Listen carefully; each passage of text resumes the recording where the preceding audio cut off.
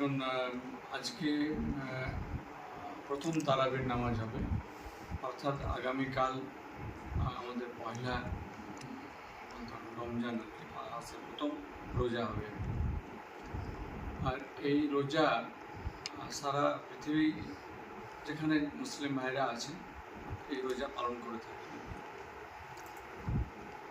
এবং এই রোজার মাসটা হচ্ছে সবথেকে পবিত্র মাস এবং সব থেকে বড় পুণ্য পাওয়ার মাস। আমাদের যারা এই রোজা করে থাকেন আর কি,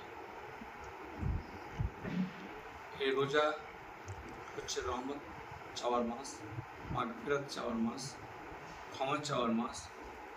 এই রোজাতে আল্লাহ পাক রব্বুল আলামিন যেমন রহমত দিয়ে থাকেন, আবার আমার বাবা মা বা পরিবারের যেনারা ইন্তেকাল করে গত হয়ে গেছে তাদের জন্য আমরা মাগফিরাতের জন্য আমরা চাওয়া মাস। এবং আমাদের যে কোনো আর্জি থাকে আমরা সেটা আল্লাহকে বলতে পারি, এবং এটা হচ্ছে আল্লাহ কবুল করে থাকেন আর কি এই রমজান মাসে।